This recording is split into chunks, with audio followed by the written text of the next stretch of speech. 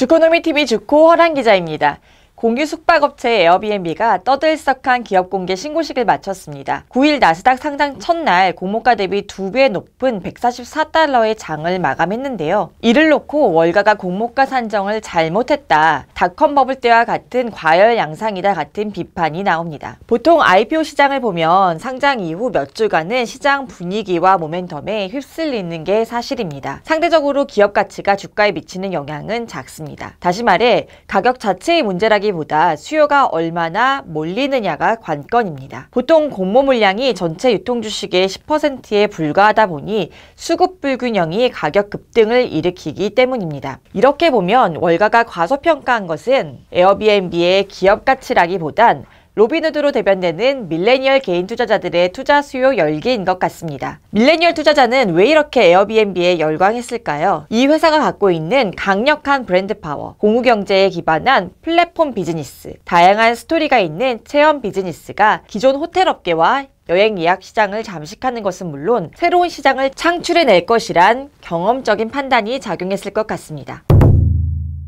에어비앤비는 숙박시설과 숙박객을 온라인으로 연결해주는 서비스입니다. 에어비앤비의 브랜드 파워는 이용자 수에서 나타납니다. 2019년 기준 전 세계 220개국 10만 개 도시에서 5,400만 명의 활성 사용자를 보유하고 있습니다. 누적 사용자는 8억 2,500만 명에 달하고요. 특히 가장 많은 연령대 이용자는 바로 25세에서 34세 밀레니얼들이라고 합니다. 에어비앤비는 2008년 미국 캘리포니아주 샌프란시스코에서 설립됐습니다. 창업자인 브라이언 체스키와 조 게이비아는 스타트업 CEO로서는 특이한 이력을 갖고 있는데요. 뉴욕에서 디자인을 같이 공부한 친구 사이로 다니던 회사를 때려치고 창업을 꿈꾸며 무작정 샌프란시스코로 향했습니다. 국제 디자인 컨퍼런스 연례회의에 참가자들이 숙소를 잡지 못하자 이들은 용돈벌이 삼아 자신들의 아파트 거실에 에어 매트리스 3개를 놓고 사진을 찍어 인터넷에 올렸는데요. 공항 픽업 서비스와 아침 식사를 제공해 5일 만에 한 달치 월세인 $1,000를 벌었습니다. 그렇게 에어 브렉퍼스트 앤드 베드의 사업 아이디어가 탄생했습니다. 이후 2009년 게비아의 룸메이트였던 네이선 블레차르지크가 합류했는데요. 블레차르지크는 마이크로소프트에서 일하던 프로그래머로 현재는 에어비앤비의 최고 기술 책임자를 맡고 있습니다. 이들 창업 멤버의 지분은 체스키가 15%, 게비아와 블레차르지크가 13%입니다. 이들은 이번 상장을 통해 100억 달러대 주식 부자가 됐습니다. 에어비앤비의 핵심 사업은 숙박시설과 여행객을 연결해주고 중간에서 수수료를 받는 모델입니다. 그런데 왜 공유 숙박이라고 불릴까요? 기존 여행 예약 사이트처럼 호텔이 아니라 개인의 가정집을 임대하는 게 주요 모델이기 때문입니다. 에어비앤비의 숙박시설을 제공하는 호스트는 9월 말 기준 400만 명인데요. 이 중 90%가량이 개인입니다. 예약 숙박의 72%도 개인 호스트가 차지하고 있습니다. 나머지는 여행사, 호텔 같은 전문 호스트고 개인 호스트냐 전문 호스트냐에 따라 수수료 구조가 다릅니다. 개인 집주인은 숙박비의 3%를 수수료로 떼고 여행객은 6에서 12%의 수수료를 냅니다. 장기 투숙할수록 수수료율은 낮아지고요. 여행사, 호텔 같은 전문 호스트는 에어비앤비의 14%가량의 렌탈 수수료를 지불하고 있습니다. 대신 게스트는 수수료 없이 방을 이용할 수 있습니다.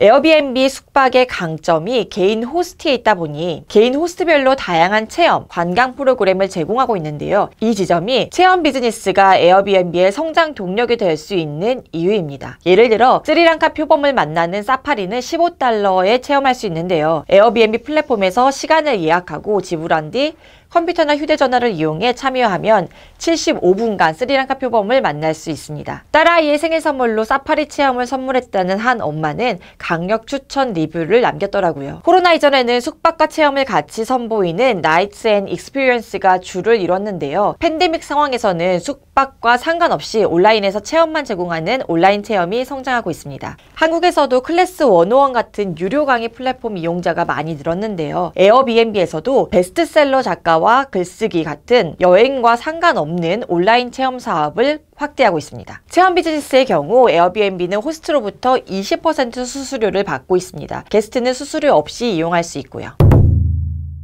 에어비앤비는 상장을 앞두고 호스트에게 발언권과 의사결정권을 주기 위한 장치를 마련하기도 했습니다. 에어비앤비 호스트 자문위원회를 발족해 에어비앤비에서 활동하는 다양한 호스트로 구성된 위원회가 정기적으로 에어비앤비 임원진과 만나 호스트 커뮤니티의 목소리를 대변하고 의견을 전달하는 자리를 가질 예정입니다. 또 10억 달러 규모의 호스트 기금을 조성하기로 했는데요. 에어비앤비 주식 920만 주를 통해 기금이 마련되고 목표액을 초과하는 금액과 이자를 가지고 호스트 커뮤니티를 지원하는 데 사용한다는 계획입니다. 이 같은 움직임은 최근 투자 트렌드인 ESG에도 부합한다는 평가가 나옵니다.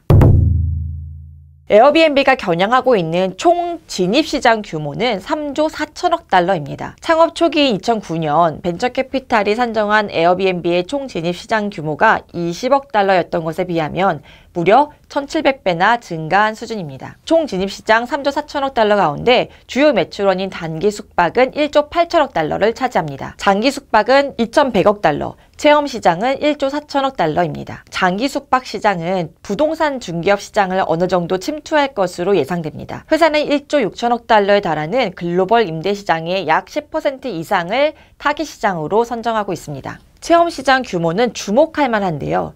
현재 서비스되고 있는 체험시장 규모는 2천억 달러 수준인데 여기에 레크리에이션처럼 관광객 대상이 아닌 체험시장 1조 1천억 달러를 더해서 총 진입시장 규모를 잡았습니다. 그만큼 체험시장에서 에어비앤비의 매출이 증가할 여지가 크다고 볼 수 있을 것 같습니다. 에어비앤비가 커질수록 사업이나 시장이 겹치는 경쟁사들은 위협이 될 텐데요. 호텔 대신 가정집, 숙소를 선택하는 밀레니얼 여행객들이 크게 증가하면서 호텔업계는 에어비앤비의 사업 모델에 직격탄을 맞았습니다. 익스피디아나 부킹닷컴 같은 인터넷 여행 예약 업체는 숙박 제공자와 여행자를 연결하고 중간에서 수수료를 받는다는 측면에서 에어비앤비의 사업 모델과 가장 흡사합니다. 코로나 팬데믹 상황에서 에어비앤비는 경쟁사 대비 탁월한 회복력을 보여주고 있습니다. 에어비앤비의 3분기 총 예약 금액은 전년 대비 17.5% 감소했는데요. 부킹홀딩스와 익스피디아가 각각 47.1%, 67.9% 감소한 것에 비하면 압도적인 회복력을 보인 것입니다. 익스피디아와 부킹닷컴 역시 에어비앤비처럼 가정집이나 아파트 렌탈 사업에 뛰어들었는데요. 아직은 브랜드 파워에 밀리다 보니 매출 비중이 미미한 편입니다. 에어비앤비의 사업 모델이 경쟁사를 압도한다 치더라도 현재 주가는 비싼 편입니다. 에어비앤비는 이달 9일 나스닥의 주당 공모가 68달러에 상장한 직후 150달러로 치솟았다가 144달러에 마감하며 상장 첫날 113달러 상승률을 기록했습니다. 이후 15일 기준 123달러까지 하락하며 높은 변동성을 보이고 있습니다. 에어비앤비의 시가총액은 상장 첫날 시초가 기준으로 1,016억 달러였습니다. 우리 돈으로 100조 달러에 달하는 수준입니다. 이게 얼마나 대단한 규모냐면 미국 6개 호텔 체인인 메리어트, 힐튼, 인터컨티넨탈, 하얏트, 초이스 호텔, 윈드엠의 시총을 다 합한 것과 맞먹는 수준입니다. 또 부킹닷컴과 익스피디아의 시총을 합한 수준과도 비슷하고요. 혁신기업의 후안 어스워스 다모다란 뉴욕대 교수는 에어비앤비 상장 전에 시총이 440억 달러를 돌파할 경우 고평가된 수준이라고 계산했었는데요. 이미 현재 주가 기준으로 시총은 750억 달러에 이릅니다. 에어비앤비의 위험 요인으로는 규제가 꼽힙니다. 2019년 말 저지시가 주민투표를 통해 에어비앤비의 단기 렌탈을 금지하는 등 미국 내 규제 움직임은 지속되고 있습니다. 하지만 매출의 58%가 해외에서 발생하고 있는 만큼 주가 영향은 제한적일 것으로 보입니다. 또 최근 우버 사례에서 보듯 공유경제가 자리 잡으며 규제 관련 불확실성이 점차 해소되고 있습니다. 2021년 에어비앤비 매출은 코로나가 잦아들면서 회복세를 나타낼 것으로 예상되지만 2019년 수준에는 미치지 못할 것이란 의견이 우세합니다. 영업마진이 마이너스 10%인 만큼 당분간은 돈을 계속 쓰는 구조가 이어질 것으로 보입니다. 에어비앤비의 총 예약 금액은 2019년 기준 380억 달러로 부킹닷컴의 964억 달러, 익스피디아의 1078억 달러보다 한참 뒤집니다. 하지만 총 예약 금액의 연간 성장률을 25% 수준으로 계산해보면 2031년 에어비앤비의 총 예약 규모는 1,500달러로 성장할 것으로 예상됩니다. 에어비앤비의 향후 기업 가치는 이 예약 규모가 얼마나 증가하느냐, 또 영업 마진이 얼마나 개선되느냐에 달렸습니다. 다모다란 교수는 에어비앤비의 영업 마진이 현재 마이너스 10%에서 향후 10년간 25%로 개선될 것으로 내다봤습니다. 이는 2019년 부킹닷컴의 영업 마진이 35%가량인 것에 비하면 낮지만 익스피디아에 비하면 훨씬 높은 수준입니다. 다모다란 교수에 따르면 10년 뒤 에어비앤비의 총 예약 규모가 2천억 달러에 달하고 영업 마진이 35%에 도달한다면 기업 가치가 600억 달러에 이를 것이란 계산이 나오는데요. 현재의 시총 750억 달러는 이미 10년 뒤 실적을 끌어다 온 것으로 봐야 할 것 같습니다. 지금까지 주코였습니다. 다음 주에도 핫한 해외 주식으로 찾아오겠습니다. 감사합니다.